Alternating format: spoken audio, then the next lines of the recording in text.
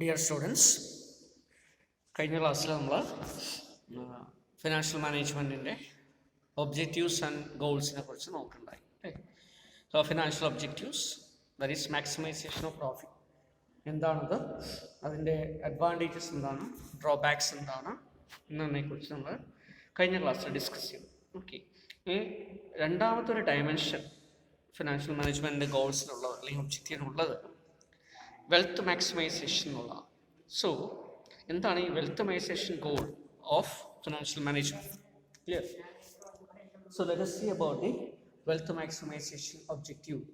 So according to Solomon Isra, the ultimate goal of the financial management is maximization of owner's wealth. ഒരു modern ആയിട്ടുള്ള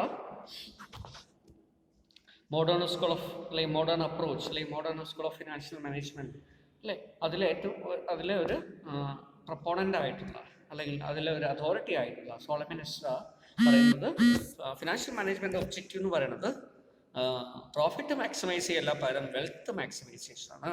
clear? ആരുടെ wealth maximise ചെയ്യണം? ഓണേഴ്സിൻ്റെ. ആരാണ് owners? Share ഹോൾഡേഴ്സാണ്. Clear? Okay, അപ്പോൾ share ഹോൾഡേഴ്സിൻ്റെ wealth maximise ചെയ്യുക, അവർക്ക് profit ഉണ്ടാക്കി കൊടുക്കുക എന്നുള്ളതല്ല, അവരുടെ വെൽത്ത് മാക്സിമൈസ് ചെയ്യുക എന്നുള്ളതാണ് ലക്ഷ്യം എന്നാണ് അവിടെ പറയുന്നത്. According to him, maximisation of profit is half and unreal motive. Profit ഒരു ഗോളായിട്ടോ എയിമായിട്ടോ ഒബ്ജക്റ്റീവായിട്ടോ പെർസീവ് ചെയ്യുന്നത് ഒരു ഹാഫ് മോട്ടീവാണ്. ക്ലിയർ? ഹാഫ് ഫുൾഫിൽഡ് ആണ്. ക്ലിയർ? അതൊരു കംപ്ലീറ്റ് ആവാനായിട്ട് കഴിയില്ല, പൂർണ്ണമാവാൻ കഴിയില്ല. അതുപോലെ അൺറിയൽ ആയിട്ടുള്ളൊരു ഗോളായിട്ട് അത് മാറും. കാരണം എന്താ, നമ്മൾ നേരത്തെ പറഞ്ഞില്ലേ, term profit is ambiguous, unclear ആയിട്ടുള്ളൊരു കാര്യമാണ്. ഒരു ഇ ബി ഐ ടി എടുക്കോ, എബിറ്റ എടുക്കോ, എബിറ്റ് എടുക്കോ, ക്ലിയർ? ഇ ബി ടി എടുക്കോ, ഇ ഐ ടി എടുക്കോ, ക്ലിയർ? അതുപോലെ തന്നെ ഇ ഐ ടിക്ക് ശേഷം ഇക്വിറ്റി ഹോൾഡേഴ്സിൻ്റെ പ്രോഫിറ്റാണോ എടുക്കുക, ഇങ്ങനെ ഒട്ടനവധി കനോട്ടേഷൻസ് ഏതിനുണ്ട്, പ്രോഫിറ്റ് എന്നുള്ള ടേം വരുന്നുണ്ട്. അപ്പോൾ പല കമ്പനികളും പല രീതിയിലായിരിക്കും എടുക്കുക. അതുപോലെ തന്നെ ഫ്യൂച്ചറാണ് അല്ലേ, പ്രോഫിറ്റ് എന്ന് പറയുന്നത് ഒരു ഫ്യൂച്ചറിസ്റ്റിക് ആയിട്ടുള്ളൊരു കാര്യമാണ്. Clear? It depends upon time. അത് കിട്ടുമോ കിട്ടില്ലയോ എന്ന് നമുക്ക് പറയാനും പറ്റില്ല. അപ്പം ഇങ്ങനെയുള്ളൊരു അൺറിയൽ ആയിട്ടുള്ള ഒരു മോട്ടീവായിട്ട് അത് മാറാൻ സാധ്യതയുണ്ട്. അതുകൊണ്ട് so he further said that the proper goal of financial management is maximization of wealth of equity holders. Owners ആയിട്ടുള്ള ഇക്വിറ്റിയുടെ പ്രൊവൈഡ് ചെയ്തിട്ടുള്ള, ക്ലിയർ, കോമൺ സ്റ്റോക്ക് പ്രൊവൈഡ് ചെയ്തിട്ടുള്ള ഷെയർ ഹോൾഡേഴ്സിൻ്റെ വെൽത്ത്, ഓണേഴ്സിൻ്റെ വെൽത്ത് മാക്സിമൈസ് ചെയ്യാന്നുള്ളതായിരിക്കണം ഫിനാൻഷ്യൽ മാനേജ്മെൻറ്റിൻ്റെ ലക്ഷ്യം, ബിസിനസ്സിൻ്റെ ലക്ഷ്യം, ബിസിനസ്സുള്ള ഫിനാൻഷ്യൽ മാനേജ്മെൻറ്റ് എയിം ചെയ്യുന്നത് എന്നാണ് മോഡേൺ അപ്രോച്ച് അനുസരിച്ച് ആളുകൾ പറയുന്നത്. Clear? So the concept of shareholder wealth maximization was introduced by David Durand and Lutz in 1952. അപ്പം ഇങ്ങനെ ഒരു concept wealth maximization, shareholders wealth maximization എന്ന് പറയുന്ന ഒരു കോൺസെപ്റ്റ് ഇൻട്രൊഡ്യൂസ് ചെയ്തത് ആരായിരുന്നു? So the concept was introduced by David Durand and Lutz in the year 1952. 1952 ഇങ്ങനൊരു concept വരുന്നത്. ക്ലിയർ? 1950s പ്രത്യേകത നമ്മൾ നേരത്തെ നോക്കിയില്ലേ, ഫിനാൻഷ്യൽ മാനേജ്മെൻറ്റ് ഇവല്യൂഷൻ നോക്കണം പറഞ്ഞു. ഇതൊരു മോഡേൺ പീരീഡാണ്, മോഡേൺ അപ്രോച്ച് വരുന്ന സമയമാണ് അല്ലേ. ഒരു മോഡേൺ അപ്രോച്ചിൽ, ഒരു മോഡേൺ പെർസ്പെക്റ്റീവിൽ ഫിനാൻഷ്യൽ മാനേജ്മെൻറ്റ് സ്കോപ്പ് വളരെയധികം വൈഡൻഡ് ആയിട്ട് മാറുന്നു. Effective and efficient utilisation of financial resource ആയിട്ട് മാറുന്നു അല്ലേ. അപ്പോൾ അത് പ്രൊക്യൂർമെൻറ്റ് മാത്രമല്ല, ലിക്വിഡിറ്റി മാത്രമല്ല, effective and efficient utilisation of all financial resources ആയിട്ട് മാറും. ക്ലിയർ? അപ്പോൾ അവിടെ വരുന്ന സമയത്ത് വെൽത്ത് മാക്സിമൈസേഷൻ ഒരു ഒബ്ജക്റ്റീവായിട്ട് ഈ പീരീഡിൽ അറിയപ്പെടുന്നു, അല്ലെങ്കിൽ ഈ പീരീഡിലാണ് ഇങ്ങനെ ഒരു കോൺസെപ്റ്റ് വരുന്നത്.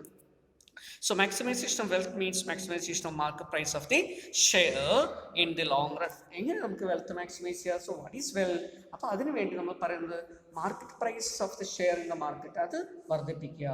കമ്പനിയുടെ ഷെയറിൻ്റെ പ്രൈസ് മാർക്കറ്റിൽ വർദ്ധിക്കുമ്പോൾ ആരാണ് അതിൻ്റെ ബെനിഫിഷ്യറി ആയിട്ട് വരിക?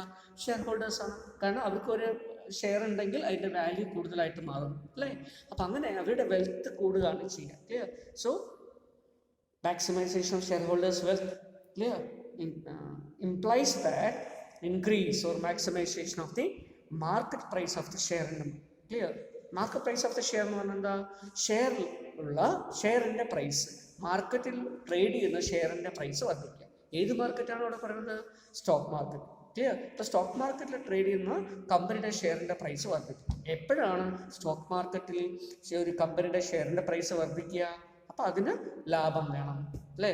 മാനേജ്മെൻറ്റ് എഫിഷ്യൻ്റ് ആവണം, എംപ്ലോയീസ് നല്ല രീതിയിൽ പെർഫോം ചെയ്യണം, ക്ലിയർ? കൺസ്യൂമേഴ്സ് നല്ല രീതിയിൽ അവർക്ക് സാറ്റിസ്ഫാക്ഷൻ ഉണ്ടായി കൂടുതൽ ഗുഡ്സ് വാങ്ങിക്കണം, ക്ലിയർ? ഇപ്പോൾ റവന്യൂ ഇൻക്രീസ് ചെയ്യും, ഗവൺമെൻറ്റിനും പബ്ലിക്കിനും ഒക്കെ നല്ല രീതിയിലുള്ള ഒപ്പീനിയൻ ഉണ്ടാവണം, അല്ലേ? നല്ല റെപ്യൂട്ടേഷൻ ഉണ്ടാവണം, ക്ലിയർ? ഇങ്ങനെയൊക്കെ വരുമ്പോഴേ ഒരു കമ്പനിക്ക് എന്ത് ചെയ്യാൻ പറ്റും? അതിൻ്റെ മാർക്കറ്റ് പ്രൈസിനെ ഇൻക്രീസ് ചെയ്യാൻ പറ്റും. അപ്പോൾ ഏതെങ്കിലും ഒരു എലമെൻറ്റ്, പ്രോഫിറ്റ് എന്ന് പറഞ്ഞ ഒരു എലമെൻറ്റ് കൊണ്ട് മാത്രം ഷെയർ പ്രൈസസ് ഇൻക്രീസ് ചെയ്യണമെന്നില്ല, clear? So there are lot of element, clear? അപ്പോൾ അതെല്ലാം കൂടെ കൺസിഡർ ചെയ്യുമ്പോൾ ഒരു ഫേമിൽ എന്തുണ്ടാവും? ഓവറാൾ ബെനിഫിറ്റ്സ് അല്ലെങ്കിൽ ഓവറാൾ വെൽബീയിങ് അല്ലെങ്കിൽ ഓവറാൾ വെൽഫെയർ ഉണ്ടാവും, ക്ലിയർ? അപ്പോൾ അതുകൊണ്ട് തന്നെ നമ്മൾ നേരത്തെ പ്രോഫിറ്റ് മാക്സിമൈസേഷൻ നോക്കി പറഞ്ഞൊരു ക്രിറ്റിസിസം, അല്ലേ? അവിടെ എല്ലാ ഇൻട്രസ്റ്റും, എല്ലാ സ്റ്റേക്ക് ഹോൾഡേഴ്സിൻ്റെയും ഇൻട്രസ്റ്റ് പ്രൊട്ടക്റ്റ് ചെയ്യുന്നില്ല, പകരം ഷെയർ ഹോൾഡേഴ്സിൻ്റെ ഇൻട്രസ്റ്റ് മാത്രമേ പ്രൊട്ടക്റ്റ് ചെയ്യുന്നു പറയുന്നു, അല്ലേ? ആ ഒരു ക്രിറ്റിസിസം നമുക്കിവിടെ ഒഴിവാക്കാൻ പറ്റും. കാരണം എന്താ? വെൽത്ത് മാക്സിമൈസേഷനിൽ മാർക്കറ്റ് പ്രൈസ് വർദ്ധിപ്പിക്കണമെങ്കിൽ, മാർക്കറ്റ് പ്രൈസിനെ മാക്സിമൈസ് ചെയ്യണമെങ്കിൽ, അല്ലേ, കമ്പനി ഷെയർ ഹോൾഡേഴ്സിനെ മാത്രം ട്രീറ്റ് ചെയ്താൽ പോരാ. പിന്നെ എന്ത് ചെയ്യണം? ഷെയർ ഹോൾഡേഴ്സിൻ്റെ വെൽത്താണ് വർദ്ധിപ്പിക്കുന്നതെങ്കിൽ പോലും മറ്റുള്ള ആളുകളുടെയൊക്കെ വെൽഫെയറിലൂടെ ഇത് ചെയ്യാൻ പറ്റും, അല്ലേ? അപ്പം അതുകൊണ്ട് എംപ്ലോയീസ് നല്ല സാലറി കൊടുത്ത് അവരുടെ അല്ലേ പുറയിലും അതുപോലെ തന്നെ അവരുടെ വർക്കും അല്ല എഫിഷ്യൻസിയും പ്രൊഡക്ടിവിറ്റി ഒക്കെ ഇൻക്രീസ് ചെയ്യണം, അല്ലേ? കൺസ്യൂമേഴ്സ് നല്ല ഗുഡ്സ് കൊടുത്തത് കുറഞ്ഞ വിലയ്ക്ക് കൊടുത്ത്, അല്ലേ? അല്ലെങ്കിൽ ഫെയർ പ്രൈസസിന് കൺസ്യൂമേഴ്സിന് ഗുഡ്സ് ഓഫർ ചെയ്ത് നല്ല ക്വാളിറ്റി ഗുഡ്സ് ഓഫർ ചെയ്ത് അവരിൽ നിന്ന് എന്ത് കിട്ടണം? നല്ല രീതിയിലുള്ളൊരു, അല്ലേ, റെസ്പോൺസ് നമുക്ക് കിട്ടി, നല്ല സെയിൽസ് ഇൻക്രീസ് ചെയ്ത് നല്ലൊരു ഗുഡ് വിൽ ഉണ്ടാവണം, കൺസ്യൂമേഴ്സിൻ്റെ ഇടയിലും പബ്ലിക്കിൻ്റെ ഇടയിലും നല്ലൊരു ഇമേജ് ഉണ്ടാവണം, റെപ്യൂട്ടേഷൻ ഉണ്ടാവണം, ബാങ്കിന് കടം കൊടുത്തിരിക്കുന്ന ക്രെഡിറ്റേഴ്സും ബാങ്കേഴ്സൊക്കെ നല്ല ഒപ്പീനിയൻ ഉണ്ടാകണം, അതൊക്കെ കറക്റ്റായിട്ട് തിരിച്ചടയ്ക്കണം, സപ്ലൈസിന് കറക്റ്റായിട്ട് പൈസ കൊടുക്കണം, ഗവൺമെൻറ്റിന് കറക്റ്റായിട്ട് ടാക്സ് കൊടുക്കണം. ഇങ്ങനെയൊക്കെ വരുമ്പോഴേ ഒരു കമ്പനിക്ക് റെപ്യൂട്ടേഷൻ മെയിൻറ്റെയിൻ ചെയ്യാൻ പറ്റൂ, മാർക്കറ്റിൽ സ്റ്റാൻഡ് ചെയ്യാൻ പറ്റും. അതുകൊണ്ട് വെൽത്ത് മാക്സിമൈസേഷൻ ഒരു എയിമായിട്ട് വരുമ്പോൾ അൾട്ടിമേറ്റ്ലി അത് കമ്പനിയുടെ മൊത്തത്തിലുള്ള വെൽഫെയർ ആയിട്ട് മാറും എന്നാണ് ഈ മോഡേൺ പീരീഡിലുള്ള ആളുകൾ പറയുന്നത്, ക്ലിയർ? ഓക്കെ, സോ ഇവിടെ നമ്മൾ എന്ത് ചെയ്യണം? So every financial decision should be based on A cost benefit analysis. ഇപ്പോൾ വെൽത്ത് മാക്സിമൈസേഷൻ ചെയ്യുന്നതിന് വേണ്ടി എല്ലാ തീരുമാനവും എടുക്കുമ്പോഴും, ഇൻവെസ്റ്റ്മെൻറ്റ് ഡിസിഷൻ ആയിക്കോട്ടെ, ഫിനാൻസിങ് ഡിസിഷൻ ആയിക്കോട്ടെ, ഡിവിഡൻഡ് ഡിസിഷൻ ആയിക്കോട്ടെ, ക്ലിയർ? എല്ലാ തീരുമാനം എടുക്കുമ്പോഴും അതെല്ലാം എന്ത് നമ്മൾ നോക്കണം? കോസ്റ്റ് ബെനിഫിറ്റ് അനാലിസിസ്, അല്ലേ? എത്ര കോസ്റ്റ് അതിന് ചിലവാകും, എന്ത് ബെനിഫിറ്റ് കിട്ടും, ആ തീരുമാനത്തിൻ്റെ ഫലമായിട്ട് നമുക്ക് ബെനിഫിറ്റിൽ എന്തെങ്കിലും കൂടുതൽ കിട്ടാൻ സാധ്യതയുണ്ടോ, അല്ലേ? അങ്ങനെ കൂടുതൽ കിട്ടാൻ സാധ്യതയുള്ളൊരു തീരുമാനമായിരിക്കും നമ്മൾ എടുക്കേണ്ടത്. അതല്ലെങ്കിൽ തീരുമാനം എടുത്തിട്ട് കാര്യമില്ല, ക്ലിയർ? ആ രീതിയിൽ ഒരു കോസ്റ്റ് ബെനിഫിറ്റ് അനാലിസിസ് നമ്മൾ ചെയ്ത് എന്നൊരു തീരുമാനം എടുക്കുന്നു. Then if benefit is more than the cost, then decision will help to increase the wealth of the shareholders. അതല്ലെങ്കിലോ ഷെയർ ഹോൾഡേഴ്സിൻ്റെ വെൽത്ത് ഒന്നും മാക്സിമൈസ് ചെയ്യില്ല അല്ലെങ്കിൽ ഇൻക്രീസ് ചെയ്യില്ല. അങ്ങനെ ഇൻക്രീസ് ചെയ്യാത്തൊരു തീരുമാനം നമ്മൾ എടുക്കണോ? വേണ്ട. അപ്പോൾ നമുക്ക് ഒഴിവാക്കാൻ പറ്റും, ആൾട്ടർനേറ്റീവ് കോഴ്സ് ഓഫ് ആക്ഷനിലേക്ക് നമുക്ക് പോകാൻ പറ്റും, ക്ലിയർ? ഈ രീതിയിൽ ഒരു ഡിസിഷൻ എടുക്കുന്ന സമയത്ത് കോസ്റ്റ് ബെനിഫിറ്റ് അനാലിസിസ് നോക്കി വെൽത്ത് ഇൻക്രീസ് ചെയ്യണ്ടോ ഇല്ലയോ, നെറ്റ് വർത്ത് എന്നാണ് അതിന് പറയാം, ക്ലിയർ? അപ്പോൾ വെൽത്ത് എന്ന് പറയുമ്പോൾ ഇവിടെ നെറ്റ് വർത്ത്, അപ്പോൾ ആ നെറ്റ് വർത്ത് ഇൻക്രീസ് ചെയ്യണ്ടോ ഇല്ലയോ എന്ന് നോക്കിയിട്ട് നമുക്ക് തീരുമാനം എടുക്കാം. So in the words of Brayley and Mayers, success is usually judged by value, clear? So shareholders are made better off by any decision which increases the value of their stake in the, clear? അപ്പോൾ കമ്പനിയിലുള്ള അവിടെ സ്റ്റേക്ക് ownership വർദ്ധിപ്പിക്കുക എന്ന് പറയുമ്പോൾ അതിനെന്താണ്? Value വർദ്ധിപ്പിക്കുക, അല്ലേ? Value എങ്ങനെ create ചെയ്യാൻ പറ്റും?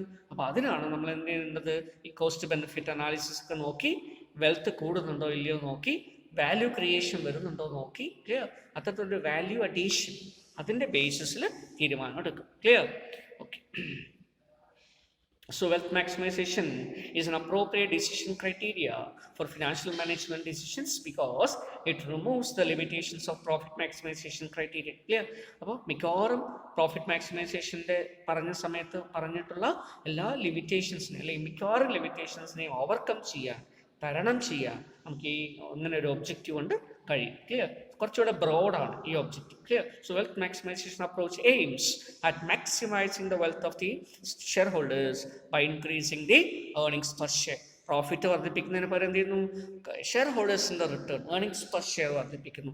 അങ്ങനെ വർദ്ധിപ്പിക്കുന്നതിന് വേണ്ടി എന്ത് ചെയ്യുന്നു, മറ്റുള്ള തരത്തിലുള്ള തീരുമാനങ്ങളൊക്കെ എടുക്കുമ്പോൾ അവിടെയൊക്കെ കോസ്റ്റ് ബെനിഫിറ്റ് അനാലിസിസ് ഒക്കെ ചെയ്ത് നോക്കും. ഏത് തരത്തിൽ നമ്മൾ തീരുമാനം എടുക്കുമ്പോഴാണ് നമ്മുടെ EPS ഏർണിങ്സ് പെർ ഷെയർ വർദ്ധിക്കുക, കമ്പനിയുടെ ഷെയർ പ്രൈസ് വർദ്ധിക്കുക, ക്ലിയർ, അതിൻ്റെ മാർക്കറ്റ് വാല്യൂ വർദ്ധിക്കുക, ഇങ്ങനെ നോക്കും. Clear? Okay. So let us see about the advantages of wealth maximization. Clear? Wealth maximization, profit maximization compare ചെയ്യുമ്പോൾ ഒരു superior objective ആണ്. Clear? So it is regarded as a superior objective. Clear? Than profit maximization. എന്തുകൊണ്ടാണ് ആ superiority? അതാണ് അവിടെ advantage ആയിട്ട് പറയുന്നത്. ചിലപ്പോൾ പരീക്ഷയ്ക്ക് ചില വർഷങ്ങളിൽ ചോദിച്ചിട്ടുണ്ട്, ഇങ്ങനെയാണ് ചോദിച്ചിരിക്കുന്നത്, why wealth maximization is regarded as the superior objective. Okay, എപ്പോഴും നിങ്ങൾക്ക് ഇങ്ങനെയുള്ളൊരു ആൻസർ എഴുതാൻ പറ്റും, അഡ്വാൻറ്റേജ് ഓഫ് വെൽത്ത് മാക്സിമൈസേഷൻ എഴുതാൻ പറ്റും. Okay, so let us see about the advantages of wealth maximization. Number 1, so the net effect of investment and benefits can be measured clearly. ഇപ്പോൾ wealth maximisation ഒരു objective ആയിട്ട് follow ചെയ്യുമ്പോൾ അല്ലേ, നമുക്ക് net benefit, net effect of investment, നമ്മൾ invest ചെയ്തു, കുറച്ച് പൈസ ഇൻവെസ്റ്റ് ചെയ്തു, അത് നമുക്ക് എന്ത് എക്സ്ട്രാ കിട്ടും, അതിനാണ് നമ്മൾ ഈ നെറ്റ് ബെനിഫിറ്റ് എന്ന് പറയുക, അല്ലെങ്കിൽ നെറ്റ് ഇൻവെസ്റ്റ്മെന്റ്. ക്ലിയർ? അപ്പോൾ കോസ്റ്റ് മുടക്കി അത് നമുക്ക് റിട്ടേൺ കിട്ടി, കോസ്റ്റിനെ കവർ ചെയ്ത ശേഷം എക്സ്ട്രാ റിട്ടേൺ എത്ര കിട്ടുന്നു, അല്ലേ? അങ്ങനെയുള്ള കാര്യങ്ങൾ നമുക്ക് മെഷർ ചെയ്തെടുക്കാൻ ഇതിലൂടെ പറ്റും, വെൽത്ത് മാക്സിമൈസേഷൻ എന്നുള്ള ഒരു ഒബ്ജക്റ്റിലൂടെ പറ്റും. കാരണം എന്താ, ഇവിടെ നമ്മുടെ രണ്ട് കാര്യങ്ങൾ കൺസിഡർ ചെയ്യുന്നത്, ഒന്ന് കോസ്റ്റ് എത്ര ഇൻവെസ്റ്റ് ചെയ്തു, രണ്ട് അതിൽ നിന്ന് കിട്ടുന്ന ബെനിഫിറ്റ്. ക്ലിയർ? അപ്പം ഇതിനേക്കാളും കൂടുതലാണ്, കോസ്റ്റിനേക്കാളും ആണ് ബെനിഫിറ്റ് എങ്കിൽ മാത്രമേ നമ്മൾ അക്സെപ്റ്റ് ചെയ്യുക. അപ്പം എന്ത് ചെയ്യുന്നു, അതാണ് ഈ നെറ്റ് എഫക്റ്റ് എന്ന് പറയുന്നത്. ക്ലിയർ? അത് നമുക്ക് മെഷർ ചെയ്തെടുക്കാൻ പറ്റും. Then number 2, it considers time value of money. അതുപോലെ തന്നെ ഇവിടെ ഈ ബെനിഫിറ്റുകളൊക്കെ നമ്മൾ അസർട്ടൈൻ ചെയ്യുന്നതിന് വേണ്ടി, ബെനിഫിറ്റ്സുകൾ എടുക്കുന്നതിന് വേണ്ടി വെൽത്ത് മാക്സിമൈസേഷൻ പ്രപ്പോണ്ട് ചെയ്തിട്ടുള്ള മോഡേൺ സ്കൂൾ ഓഫ് തോട്ടിൽ, financial management modern school of തോട്ടിൽ വരുന്ന മോഡേൺ അപ്രോച്ചിൻ്റെ പ്രയോക്താക്കളായിട്ടുള്ള, ക്ലിയർ, വക്താക്കളായിട്ടുള്ള ആളുകൾ സജസ്റ്റ് ചെയ്തിട്ടുള്ള മെത്തേഡ് എന്ന് പറയുന്നത് ഫ്യൂച്ചറിൽ കിട്ടാൻ സാധ്യതയുള്ള എല്ലാ ക്യാഷ് ഫ്ലോസിനെയും ബെനിഫിറ്റുകളെയും അതിൻ്റെ ടൈം വാല്യൂ കൺസിഡർ ചെയ്തിട്ട് പ്രസൻറ്റ് എമൗണ്ടിലേക്ക് കൊണ്ടുവരണം എന്നാണ് പറയുന്നത്. Clear? So all the future stream of cash flows, clear, in the form of benefits, in the form of revenue that may be received or earned by a business opportunity shall be converted into its present value for analysis. അപ്പോൾ ഇതിനെ present വാല്യൂയിലേക്ക് മാറ്റുകയാണ് ചെയ്യുന്നത്. എന്താ present value നമ്മൾ നേരത്തെ പഠിച്ചിട്ടുണ്ട്, നമുക്കറിയാം അല്ലേ? അപ്പോൾ time value of money consider ചെയ്യുന്നതുകൊണ്ട് ഫ്യൂച്ചറിൽ കിട്ടുന്ന ബെനിഫിറ്റുകളെ അതിൻ്റെ കറൻറ്റ് വാല്യൂയിലേക്ക് മാറ്റുന്നതുകൊണ്ട് അതിന് നമ്മൾ പറയുന്ന പേരാണ് discounting. By the technique, by using the technique of discounting, we will convert, clear, future stream of benefits into its present worth. Okay, അപ്പോൾ ആ പ്രസൻറ്റ് വർത്തിനെയാണ് ഈ കോസ്റ്റുമായിട്ട് കമ്പയർ ചെയ്യണത്, അല്ലേ? അങ്ങനെ വരുമ്പോൾ ഇവിടെ എന്തെടുക്കുന്നു, മണിയുടെ വാല്യൂ നമ്മൾ കൺസിഡർ ചെയ്യും. ക്ലിയർ? എത്ര ഇപ്പോൾ ഫോർ എക്സാമ്പിൾ 10 ലക്ഷം രൂപ ഇൻവെസ്റ്റ് ചെയ്തു, 12 ലക്ഷം രൂപ നമുക്ക് വരുമാനം കിട്ടി. അപ്പോൾ നമ്മൾ എന്ത് വിചാരിക്കും, 2 ലക്ഷം രൂപ എക്സ്ട്രാ ഉണ്ട്. ക്ലിയർ? ആ 2 ലക്ഷം രൂപ ശരിക്കും എക്സ്ട്രാ ആണോ? അല്ല. ചിലപ്പോൾ ഈ 12 ലക്ഷം രൂപയുടെ ബെനിഫിറ്റ് കിട്ടാൻ വേണ്ടി 10 വർഷം എടുക്കുമെന്ന് വിചാരിക്കുക. അങ്ങനെയാണെങ്കിൽ ആ 10 വർഷം കൊണ്ട് കിട്ടുന്ന 12 ലക്ഷം രൂപയുടെ ഇന്നത്തെ വില പ്രസന്റ് വാല്യൂയിലേക്ക് നമ്മൾ മാറ്റിക്കഴിഞ്ഞാൽ ചിലപ്പോൾ അത് 8 ലക്ഷം രൂപയോ 7 ലക്ഷം രൂപയൊക്കെ ആയിട്ട് മാറും. ക്ലിയർ? അപ്പോൾ നമുക്ക് നോക്കുന്ന സമയത്ത് 10 ലക്ഷം രൂപയുടെ ചിലവും 7 ലക്ഷം രൂപയുടെ വരുമാനമായിട്ട് മാറും. അപ്പോൾ നെഗറ്റീവായിട്ടാണ് വരിക, ബെനിഫിറ്റ് കിട്ടുന്നില്ല. പക്ഷെ അത് ഒഴിവാക്കാൻ വേണ്ടി മോഡേൺ അപ്രോച്ചിൽ അല്ലെങ്കിൽ വെൽത്ത് മാക്സിമൈസേഷൻ നമ്മൾ എന്ത് ചെയ്യണം, ടൈം വാല്യൂ കൺസിഡർ ചെയ്യണം. സേ ഫോർ എക്സാമ്പിൾ 10 ലക്ഷം രൂപ നമ്മൾ ഇൻവെസ്റ്റ് ചെയ്തു, നമുക്ക് 25 ലക്ഷം രൂപ മൊത്തം കിട്ടും. പക്ഷേ നമ്മൾ അതിന് ടൈം വാല്യൂ അഡ്ജസ്റ്റ് ചെയ്തപ്പോൾ അത് 20 ലക്ഷമായിട്ട് മാറി. ക്ലിയർ?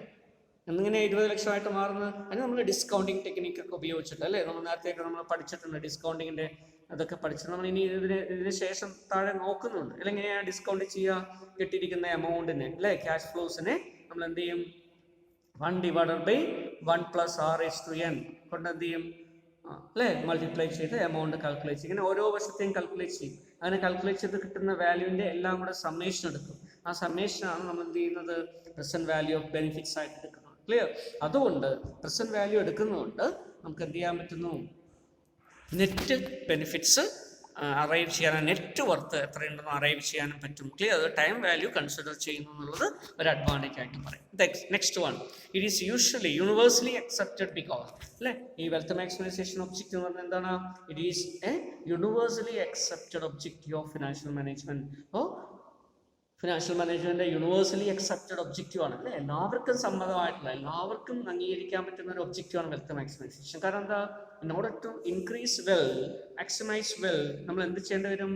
എംപ്ലോയീസിനെ കൺസിഡർ ചെയ്യണം, കൺസ്യൂമേഴ്സിനെ കൺസിഡർ ചെയ്യണം, പബ്ലിക്കിനെ കൺസിഡർ ചെയ്യണം, സപ്ലയേഴ്സിനെ കൺസിഡർ ചെയ്യണം, ഗവൺമെന്റിനെ കൺസിഡർ ചെയ്യണം. Clear?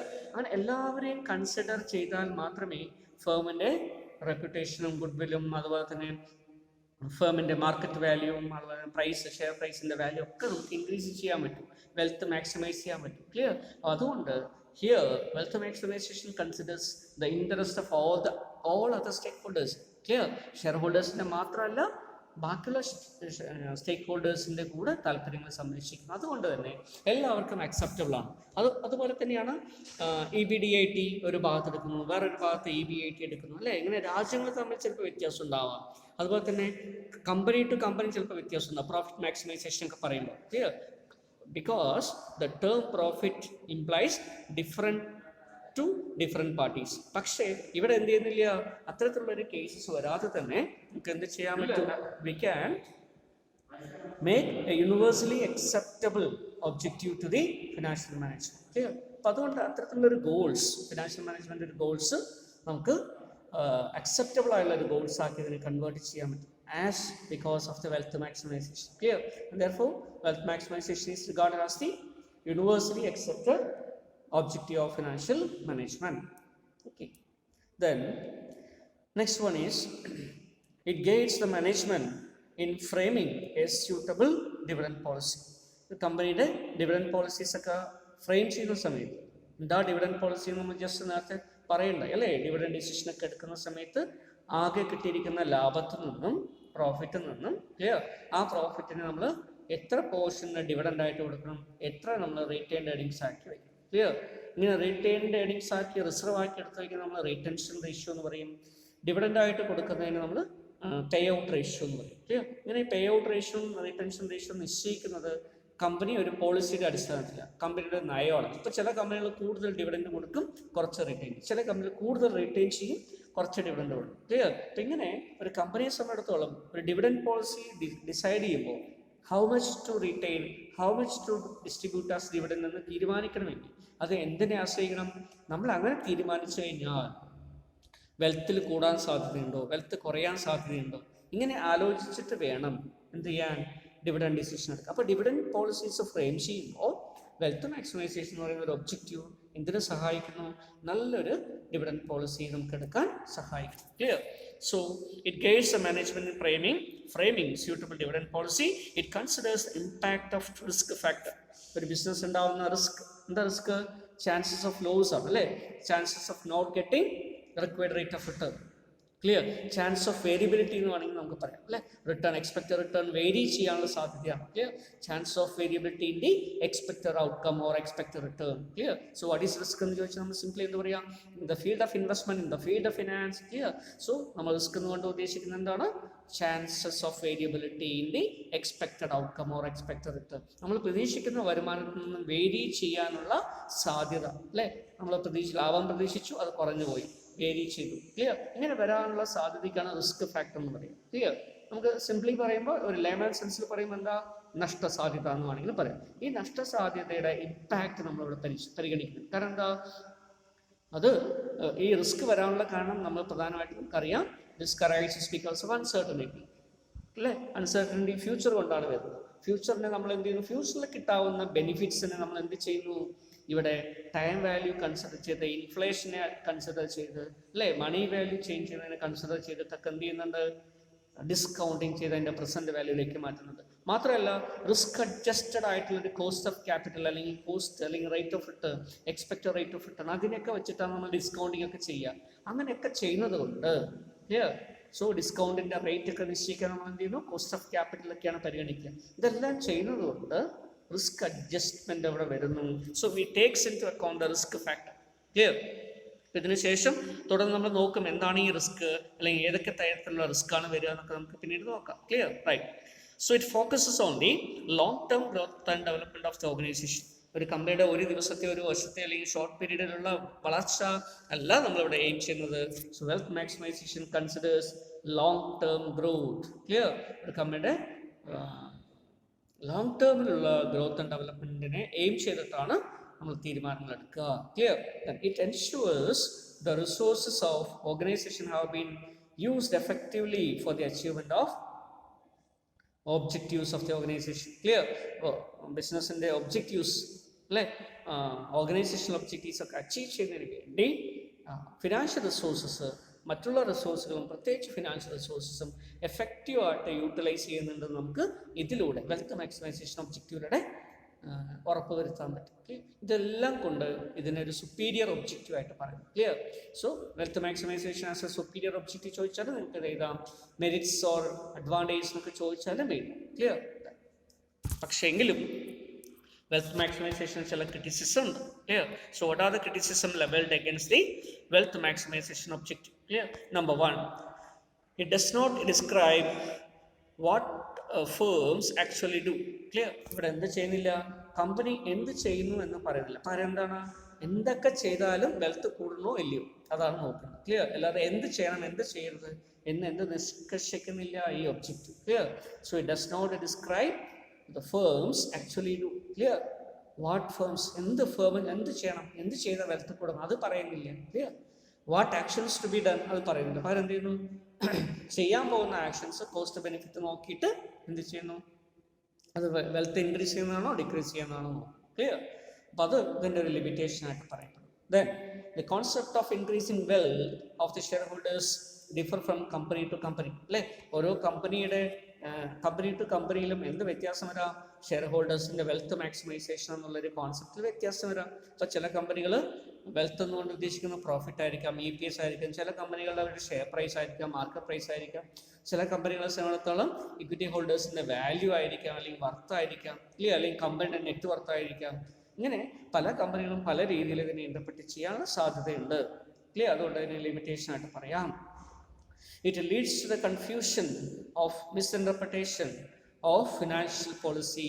That is, whether to increase a wealth of a shareholder or interested groups such as debenture holders, preference shareholders, etc. Clear? അതുപോലെ തന്നെ ഇവിടെ എന്തുകൂടെ വരുന്നു, it leads to a confusion and misinterpretation of financial policy. Financial പോളിസിയെ സംബന്ധിച്ച് ഒരു confusion വരാം. Clear? ഷെയർ ഹോൾഡേഴ്സിൻ്റെ വെൽത്ത് മാത്രം ഇൻക്രീസ് ചെയ്യണോ, അല്ലേ? മറ്റുള്ള ക്യാപിറ്റൽ പ്രൊവൈഡ് ചെയ്തുള്ള ഡിബെഞ്ചർ ഹോൾഡേഴ്സും പ്രിഫറൻസ് ഷെയർ ഹോൾഡേഴ്സും അവരുടെ വാല്യൂ കൂടെ ഇൻക്രീസ് ചെയ്യണോ? ക്ലിയർ?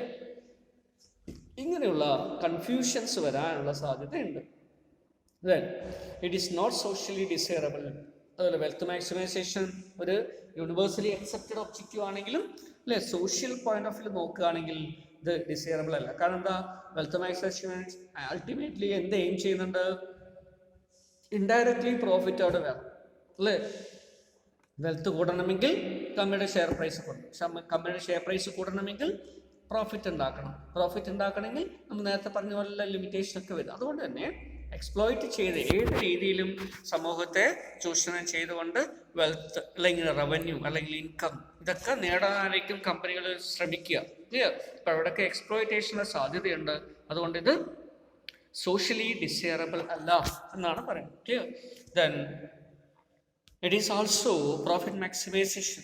ഇൻഡയറക്റ്റ് ആയിട്ട് വെൽത്ത് മാക്സിമൈസേഷൻ എന്ത് തന്നെയാണ്, പ്രോഫിറ്റ് മാക്സിമൈസേഷൻ എന്നാണ് ഇതിനെ ക്രിട്ടിസൈസ് ചെയ്യുന്ന ആൾക്കാർ പറയുന്നത്. Clear? So it is indirect name of the profit maximisation. Then it is useful only in large organisation and small organizations have limited financial resources. Clear? അപ്പോൾ ഇത് wealth maximisation എന്നുള്ള ഒരു objective pursue ചെയ്യാൻ follow ചെയ്യാൻ പറ്റുന്നത് large type of organisation ആണ്, big type of organisations ആണ്. അല്ലാതെ എന്തിനല്ല സ്മോൾ സ്കെയിൽ ഇൻഡസ്ട്രീസ് അല്ലെങ്കിൽ സ്മോൾ ഓർഗനൈസേഷൻ ഇതിനൊന്നും ഇത് ഫോളോ ചെയ്യാൻ പറ്റില്ല എന്നുള്ളതാണ് വേറൊരു ക്രിറ്റിസിസം പറയുന്നത്. ഇങ്ങനെ കുറേയധികം ക്രിറ്റിസിസം എന്തിനെ അഗൻസ്റ്റ് ആയിട്ട് വരുന്നുണ്ട്, വെൽത്ത് മാക്സിമൈസേഷൻ അഗൻസ്റ്റ് ആയിട്ട് വരുന്നുണ്ട്. Clear? So difference between profit maximisation and wealth maximisation. Clear? അപ്പോൾ നമുക്ക് എന്താണ് ഈ തമ്മിലുള്ള വ്യത്യാസം ക്ലിയർ നോക്കാം. സോ ടേബിളായിട്ടാണ് നിങ്ങളുടെ ടെക്സ്റ്റിൽ കൊടുത്തിരിക്കുന്നത്. നിങ്ങൾ അതുപോലെ പഠിച്ചു വയ്ക്കുകയും പരീക്ഷയ്ക്ക് പ്രസൻറ്റ് ചെയ്യുകയും ചെയ്യുന്നത് പരീക്ഷയ്ക്ക് നമുക്ക് മാർക്ക് കൂടുതൽ കിട്ടുന്നതിന് എളുപ്പമായിരിക്കും. ക്ലിയർ? പാരഗ്രാഫായിട്ട് എഴുതുന്നതിന് പകരം ക്ലിയർ പോയിൻ്റായിട്ട് നമുക്ക് ഇങ്ങനെ പ്രസൻറ്റ് ചെയ്ത് കഴിഞ്ഞാൽ വാല്യൂ ചെയ്യുന്ന ടീച്ചേഴ്സിന് അത് എളുപ്പമായിരിക്കും നോക്കാൻ. ക്ലിയർ? അപ്പോൾ ഈ രീതിയിൽ തന്നെ പ്രസൻറ്റ് ചെയ്യാൻ ശ്രമിക്കുക. Clear? So profit maximisation versus wealth maximisation. Profit maximisation ഒന്നാമത്തെ പോയിന്റ് എന്താ? ഷോർട്ട് ടേം ഒബ്ജക്റ്റീവ് ആണ്. വെൽത്ത് മാക്സിമൈസേഷൻ ആണെങ്കിലോ ലോങ് ടേം ഒബ്ജക്റ്റീവ് ആണ്. ക്ലിയർ? നമ്മൾ നേരത്തെ ഡിസ്കസ് ചെയ്തുകൊണ്ട് കൂടുതൽ പറയുന്നില്ല കേട്ടോ. Number 2 AIIMS at maximising profit of the organisation in the case of profit maximisation objective. ഇവിടെ എന്ത് ചെയ്യുന്നു? വെൽത്ത് ആണെങ്കിൽ AIIMS at maximising wealth of the share holders. Clear? Number 3 measures the effectiveness of the organisation. Clear? അവിടെ effectiveness ആണ് measure ചെയ്യുന്നത് profit maximisation. Clear? പക്ഷേ wealth maximisation എന്ത് ചെയ്യുന്നു? Measures the financial stability of the organisation and efficiency also. Financial efficiency. Clear? Financial stability. Clear? കുറഞ്ഞ കോസ്റ്റിൽ കൂടുതൽ നേട്ടം ഉണ്ടാക്കാൻ പറ്റുന്നുണ്ടോ? അങ്ങനെയുള്ള കാര്യങ്ങളാണ് ഇവിടെ മെഷർ ചെയ്യുന്നത്. Clear? Then does not consider time value of money. Profit maximisation time value money consider ചെയ്യുന്നില്ല. വെൽത്ത് മാക്സിമൈസേഷൻ എന്ത് കൺസിഡർ ചെയ്യുന്നു? Time value of money consider ചെയ്യുന്നു. Then profit maximization does not directly involve in increasing EPS, but wealth maximization directly increases EPS. അല്ലേ? Wealth കൂടുക എന്ന് പറയുമ്പോൾ company share price കൂടണം, EPS കൂടണം, ഏർണിങ്സ് പെർ ഷെയർ കൂടണം. ക്ലിയർ? അതുകൊണ്ട് വെൽത്ത് മാക്സിമൈസേഷൻ നമ്മൾ EPS വർദ്ധിപ്പിക്കുന്നതിലേക്ക് അത് വരും. ക്ലിയർ? പക്ഷേ പ്രോഫിറ്റ് മാക്സിമൈസേഷൻ വന്നതുകൊണ്ട് മാത്രം, മാക്സിമം പ്രോഫിറ്റ് കിട്ടിയതുകൊണ്ട് മാത്രം EPS കൂടണമെന്നില്ല. കാരണം എന്താ?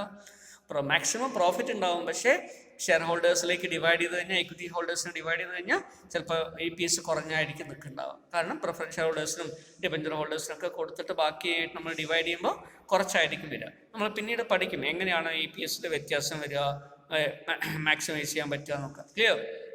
ആ സമയത്ത് നമുക്ക് അതിനെക്കുറിച്ച് കൂടുതൽ പഠിക്കാം. Then it ignores society. Profit maximization സൊസൈറ്റിയെ ഇഗ്നോർ ചെയ്യുന്നു. But under wealth maximization it consider society. Clear? ചെറിയൊരു എക്സ്റ്റെൻഡ് വരെയെങ്കിലും സൊസൈറ്റി അത് കൺസിഡർ ചെയ്യുന്നു. So it is a traditional approach. Clear? ഈ പ്രോഫിറ്റ് മാക്സിമൈസേഷൻ എന്ന് പറയുന്നത് ഒരു ക്ലാസിക്കൽ ഒബ്ജക്റ്റീവ് ആണ്, ട്രഡീഷണൽ ഒബ്ജക്റ്റീവ് ആണ്, ട്രഡീഷണൽ അപ്രോച്ചിൻ്റെ ഭാഗമായിട്ട് വന്നതാണ്. പക്ഷെ ഇവിടെയാണെങ്കിലോ വെൽത്ത് മാക്സിമൈസേഷൻ അതൊരു മോഡേൺ അപ്രോച്ചിൻ്റെ ഭാഗമായിട്ടുള്ള ഒരു മോഡേൺ പെർസ്പെക്റ്റീവ് അനുസരിച്ചുള്ള ഒബ്ജക്റ്റീവാണ്, മോഡേൺ ഒബ്ജക്റ്റീവാണ്. Clear? So it ignores the risk factor. Clear? Risk factor profit മാക്സിമൈസേഷനിൽ നമ്മൾ ഇഗ്നോർ ചെയ്യുന്നു. നാളെ എന്ത് സംഭവിക്കും, ഫ്യൂച്ചറിൽ എന്ത് സംഭവിക്കും നമ്മൾ ഒരിക്കലും കൺസിഡർ ചെയ്യുന്നില്ല. പക്ഷേ വെൽത്ത് മാക്സിമൈസേഷൻ നമ്മൾ എന്ത് ചെയ്യുന്നു? ഇൻഫ്ലേഷൻ ആയിക്കോട്ടെ, അൺസർട്ടനിറ്റി ആയിക്കോട്ടെ, റിസ്ക് ആയിക്കോട്ടെ, ഇതിനൊക്കെ അഡ്ജസ്റ്റ് ചെയ്തിട്ടാണ് പ്രസന്റ് വർത്ത് അല്ലെങ്കിൽ പ്രസന്റ് വാല്യൂ കാൽക്കുലേറ്റ് ചെയ്യുക. Clear? So it considers risk factor. So these are all the differences between profit maximisation and wealth maximisation. Clear? So next we can see about value maximisation. അപ്പോൾ വേറൊരു പ്രധാനപ്പെട്ട പോയിന്റാണ് value maximisation. Clear? അപ്പോൾ profit maximisation, wealth maximisation, മൂന്നാമത്തത് value maximisation. Value maximisation ഒരു തരത്തിൽ പറഞ്ഞ wealth maximisation തന്നെ, പക്ഷേ വെൽത്ത് മാക്സിമൈസേഷനേക്കാളും ബ്രോഡായിട്ടുള്ള, കുറച്ചുകൂടെ ബ്രോഡർ ആയിട്ടുള്ള ഒരു ടേമാണ്, ഒബ്ജക്റ്റീവാണ് എന്ത്? Value maximisation. Clear? Okay. So another objective of the financial management is to increase the value of the organization. Value maximization കൊണ്ട് ഉദ്ദേശിക്കുന്നത് എന്താണ്? Increase or maximizing the value of the organization, not the value of the shareholders. ഇവിടെ share holder എന്നുള്ള term പറയാതെ ഫേമിൻ്റെ, the firm, കമ്പനിയുടെ അല്ലെങ്കിൽ ഓർഗനൈസേഷൻ്റെ value, overall value വർദ്ധിപ്പിക്കുക. Clear? So maximizing the value of the firm, value of the organization, value of the company. അല്ലേ? Wealth maximisation ആണ് എന്താ പറയുന്നത്? Maximisation of wealth of the share holders ആണ്, wealth of the owners ആണ്. ഇവിടെ അതിനേക്കാളും superior ആയിട്ട് ഓർഗനൈസേഷൻ്റെ വാല്യൂ മാക്സിമൈസ് ചെയ്യാൻ വേണ്ടി ശ്രമിക്കുന്നു. Clear? So the objective is to maximize the long-term market value of the organization. So the market value of the organization comprises of all financial assets such as equity, debts, preference, clear, warrants. ഇങ്ങനെ equity ഹോൾഡേഴ്സിന് മാത്രം എടുക്കാതെ, ഓണേഴ്സിന് മാത്രം എടുക്കാതെ, കമ്പനിക്ക് capital provide ചെയ്തിരിക്കുന്ന ബാക്കിയുള്ള എല്ലാ ആളുകളുടെയും ക്ലിയർ വർത്ത് അല്ലെങ്കിൽ വെൽത്ത് മാക്സിമൈസ് ചെയ്യുന്നതിന് വേണ്ടി ശ്രമിക്കുമ്പോൾ ഫേമിൻ്റെ വാല്യൂ എന്ത് ചെയ്യും? എല്ലാത്തിൻ്റെയും വാല്യൂ കൂടുമ്പോൾ പ്രിഫറൻസ് ഹോൾഡേഴ്സിൻ്റെ മാർക്കറ്റ് വാല്യൂ കൂടുന്നു, ഡെപ്റ്റ് ഡിബഞ്ചർ ഹോൾഡേഴ്സിന് മാർക്കറ്റ് വാല്യൂ കൂടുന്നു, ഇക്വിറ്റി ഹോൾഡേഴ്സിന് മാർക്കറ്റ് വാല്യൂ കൂടുന്നു. അപ്പോൾ ഫേമിൻ്റെ ഓവറോൾ വാല്യൂ കൂടും. അപ്പോൾ ഈ രീതിയിൽ ഫേമിൻ്റെ അല്ലെങ്കിൽ കമ്പനിയുടെ വാല്യൂ മാർക്കിനെ മാക്സിമൈസ് ചെയ്യുക എന്നുള്ളതാണ് ഈ ഒബ്ജക്റ്റീവിൽ പറയുന്നത്. Clear? So the prime goal of organization is to maximize the market value of the equity shareholders. Then the value of equity shareholders act as a benchmark to measure the performance of organization. Clear? So the value of the maximisation എങ്കിലും ഇങ്ങനെയെല്ലാം പറയുന്നുണ്ടെങ്കിൽ പോലും പ്രധാനമായിട്ടും എന്ത് ചെയ്യണം, bench മാർക്കായിട്ട് equity ഹോൾഡേഴ്സിന് വർദ്ധിപ്പിക്കണം, അതിനോടൊപ്പം തന്നെ ബാക്കിയുള്ള സ്റ്റേക്ക് ഹോൾഡേഴ്സിനെ വർദ്ധിപ്പിക്കണം. അങ്ങനെ വരുമ്പോൾ നമുക്കൊരു ഓവറോൾ വാല്യൂ എൻഹാൻസ്മെൻറ്റ് കമ്പനിക്ക് ഉണ്ടാവും. Clear? So value maximisation is similar to wealth maximisation. അതുകൊണ്ട് ചെറിയൊരു അർത്ഥത്തിൽ ഇത് വെൽത്ത് മാക്സിമൈസേഷന് തുല്യം തന്നെയാണ്, അല്ലെങ്കിൽ അതുപോലെ തന്നെയാണ്, പക്ഷേ കുറച്ചുകൂടെ ബ്രോഡർ ആണെന്ന് മാത്രം. Wealth maximisation focuses only on increasing the value of shares. Clear? This in turn means the increase in the wealth of the shareholders. However, value maximization is a broader term, a broader concept than wealth maximization. Clear? And therefore, it aims at clear maximization of the entire value of the entire firm. Clear? Value of the all financial assets, all the capital, forms of capital, all the sources of capital. Clear? അപ്പോൾ അവരുടെ എല്ലാം value വർദ്ധിക്കുന്നതുകൊണ്ട് ഇക്വിറ്റിയുടെയും പ്രിഫറൻസിൻ്റെയും ഡെപ്റ്റിൻ്റെയും ഒക്കെ value വർദ്ധിക്കും, അപ്പോൾ ഫേമിൻ്റെ value വർദ്ധിക്കും. So in an organization, clear, if an organization is able to maximize the value, then it can generate sufficient profits to pay dividend to the shareholders and finance all its activities, operations and projects. അപ്പോൾ നല്ലൊരു value create ചെയ്യുകയാണെങ്കിൽ അതിലൂടെ share holders നല്ല return കൊടുക്കാനും, അല്ലേ, അതുപോലെ തന്നെ ഫ്യൂച്ചറിൽ ആവശ്യമായിട്ടുള്ള ഫണ്ട് റിക്വയർമെൻറ്റ് മീറ്റ് ചെയ്യാനും, അല്ലേ, ഓപ്പറേഷൻസും പ്രോജക്ട്സും ആക്ടിവിറ്റീസൊക്കെ സ്മൂത്തായിട്ട് കൊണ്ടുപോകാനും, ഡിബഞ്ചർ ഹോൾഡേഴ്സിനൊക്കെ കറക്റ്റായിട്ട് ഇൻട്രസ്റ്റ് കൊടുക്കാനും, പ്രിഫറൻസ് ഷെയർ ഹോൾഡേഴ്സിന് അവരുടെ ഡിവിഡൻഡ് കറക്റ്റായിട്ട് കൊടുക്കാനെല്ലാം ഫേമിന് കഴിയും. ക്ലിയർ? അപ്പോൾ അങ്ങനെ ഒരു സുപ്പീരിയർ ഒബ്ജക്റ്റീവാണ് വാല്യൂ മാക്സിമൈസേഷൻ. സോ ചിലപ്പോൾ നിങ്ങളുടെ ടെക്സ്റ്റിൽ ഈ വാല്യൂ മാക്സിമൈസേഷൻ കൊടുത്തിട്ടുണ്ടാവില്ല, അപ്പോൾ പഴയ ടെക്സ്റ്റുകളിൽ അങ്ങനെ ഉണ്ടാവില്ല. രണ്ട് ഒബ്ജക്റ്റ് മാത്രമേ ഉണ്ടാവുള്ളൂ, profit മാക്സിമൈസേഷനും wealth maximisation. Clear? Okay. So ഇത് റീസെൻ്റ് ഒറിജിനായിട്ട് വരുന്നതാണ്, 1980s അല്ലെങ്കിൽ 90s ശേഷം വന്നിട്ടുള്ള ഒരു കോൺസെപ്റ്റാണ് value enhancement. Clear? So non financial objective. ഇപ്പോൾ നമ്മൾ ഇത്രയും നോക്കിയത് എന്തായിരുന്നു? So far we have discussed about the financial objective of the business. Clear? Financial objectives നമ്മൾ എന്ത് പറഞ്ഞു, എന്തൊക്കെയാണ്, അല്ലേ, ഫിനാൻഷ്യൽ ഒബ്ജക്റ്റീവ് ആയിട്ട് വരിക? 3 പ്രധാനപ്പെട്ട ഒബ്ജക്റ്റീവ്സ് ആണ് നമ്മൾ പറഞ്ഞത്. എന്തൊക്കെയാണ്? Profit maximisation, wealth maximisation, value maximisation. Clear? ഇപ്പോൾ ഈ രീതിയിൽ ഇതിൽ ഏതെങ്കിലും ഒന്നാണ് ഫോളോ ചെയ്യുക. ഒന്ന് ട്രഡീഷണൽ ആണ്, അല്ലേ, ഒന്ന് മോഡേൺ ആണ്, ക്ലിയർ, ഒന്ന് റീസെൻ്റ് ആയിട്ട് വന്നിട്ടുള്ള കോൺസെപ്റ്റാണ്. ഓക്കെ. അപ്പോൾ ഫിനാൻഷ്യൽ ഒബ്ജക്റ്റീവ് അല്ലാതെ വരുന്ന മറ്റുള്ള കാര്യങ്ങൾ എന്തൊക്കെയാണെന്ന് നോക്കാം. Clear? Non financial objectives of financial management. Number 1, enhance employee satisfaction and welfare. അപ്പോൾ വെൽത്ത്, വാല്യൂ, പ്രോഫിറ്റ് ഇതിനൊക്കെ പുറമേ, അല്ലേ, ഫിനാൻഷ്യൽ മാനേജർ അല്ലെങ്കിൽ മാനേജ്മെന്റ് എന്തുകൂടെ ശ്രമിക്കണം? Enhancement of employee satisfaction and welfare. അല്ലേ, ഒരു ഓർഗനൈസേഷനിൽ വർക്ക് ചെയ്യുന്ന എംപ്ലോയീസിന്റെ വെൽഫെയർ, സാറ്റിസ്ഫാക്ഷൻ, എംപ്ലോയി സാറ്റിസ്ഫാക്ഷൻ, ഇതെല്ലാം ശ്രമിക്കണം. അപ്പോൾ അതിനാവശ്യമായ അവർക്ക് എന്ത് ചെയ്യണം? നല്ല വേജസും സാലറിയൊക്കെ കൊടുക്കണം, അവരുടെ ഹെൽത്തും സേഫ്റ്റിയൊക്കെ ഉറപ്പുവരുത്തണം. ക്ലിയർ? അവർക്ക് ആവശ്യമായിട്ടുള്ള വെൽഫെയർ മെഷേഴ്സ് കൊണ്ടുവരണം. ക്ലിയർ? സോഷ്യൽ സെക്യൂരിറ്റി മെഷേഴ്സ് കൊണ്ടുവരണം, പെൻഷൻസും പ്രോവിഡൻറ്റ് ഫണ്ടും ഒക്കെ കൊടുക്കണം. ക്ലിയർ? ഇങ്ങനെ അവരുടെ വെൽഫെയർ ബൂസ്റ്റ് ചെയ്യണം. Then enhance the management satisfaction.